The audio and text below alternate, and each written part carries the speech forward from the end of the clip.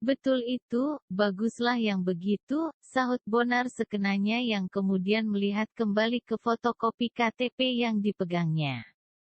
Masih lajang pula kau rupanya, belum menikah.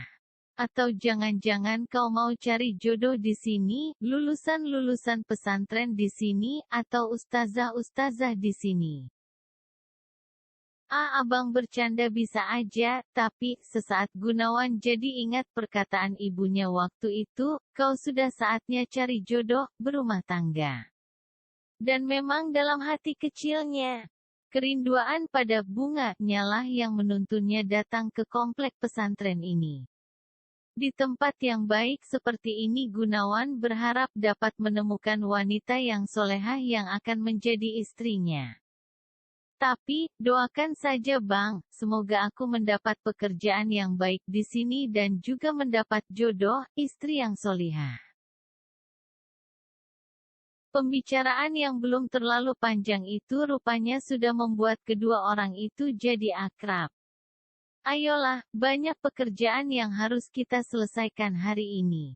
Saluran air bersih yang di bagian dapur pesantren tidak lancar mengalir padahal kalau untuk memasak seluruh penghuni pesantren ini dapur butuh banyak air. Mesti bisa kita bereskan segera. Tapi pertama kita menghadap dulu ke Kiai Soleh, aku perkenalkan kau ke Kiai Soleh dulu.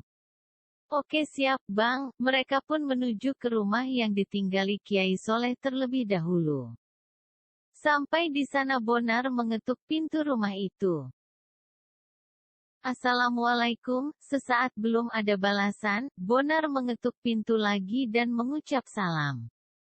Assalamualaikum, waalaikumsalam terdengar langkah orang menuju ke pintu dan kemudian pintu terbuka.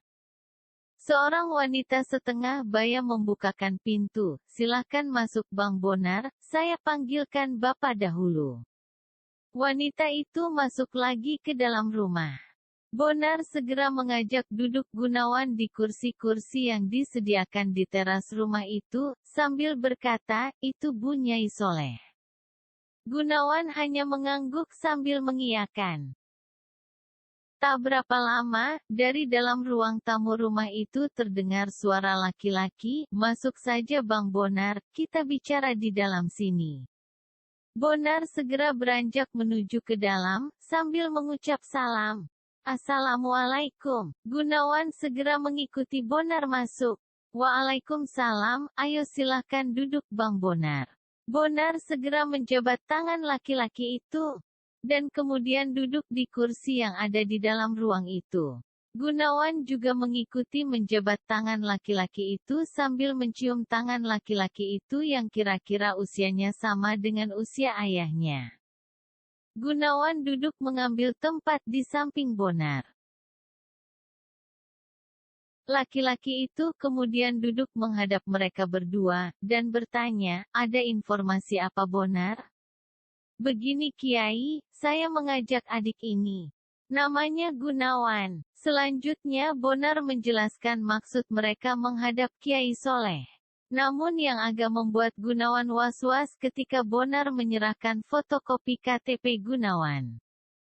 Kiai Soleh sempat mengernyitkan dahi ketika mengamati identitas di KTP itu. Gunawan yang khawatir identitasnya dikenali Kiai Soleh, buru-buru menyenggol Bonar dan berbisik, ayo Bang buruan. Aku sudah tak sabar ingin segera kerja. Bonar yang mengira Gunawan benar-benar ingin segera bekerja, langsung meminta undur diri pada Kiai Soleh dan meminta fotokopi KTP itu. Kalau Kiai Soleh memperkenankan adik ini tinggal di sini, kami segera minta pamit supaya bisa memulai bekerja. Betul Bonar, Kiai Soleh menjawab. Aku dengar air di dapur tidak lancar beberapa hari ini. Segeralah perbaiki supaya tidak mengganggu aktivitas kita semua. Terima kasih Kiai. Beberapa waktu kemudian Bonar dan Gunawan sudah sibuk di dapur memperbaiki saluran air. Sebelum tengah hari mereka sudah membereskan kerusakan saluran air di dapur. Engkau rupanya terampil juga Gun. Bonar yang merasa senang dengan kemampuan Gunawan, tak segan memujinya.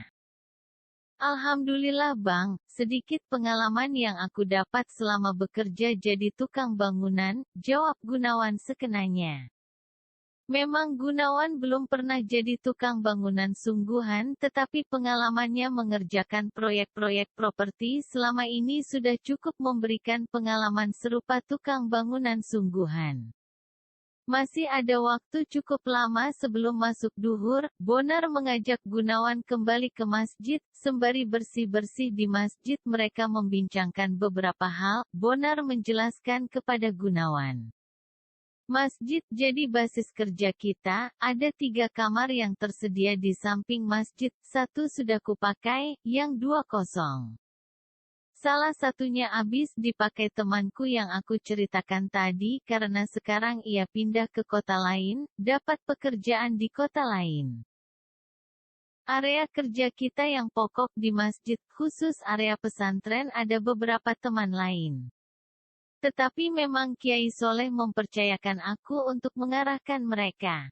Ya anggap saja aku kepala tukang bersih-bersih dan beres-beres di komplek ini seluruhnya, mulai dari pesantren, masjid, ruko-ruko, kos umum dan penginapan. Iya Bang siap.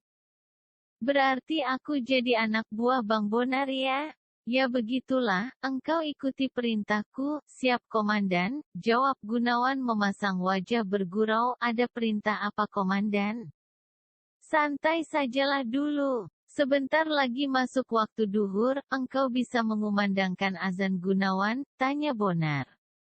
Bisa Bang, hanya saja untuk sehari 2 hari ini sebaiknya Bang Bonar dulu. Baiklah, nanti setelah sholat duhur kita kembali lagi ke dapur. Apa masih ada hal lain yang perlu diperbaiki di dapur Bang? Tanya Gunawan. Karena tadi Bonar tidak menyebut ada masalah lain kecuali saluran air saja yang rusak.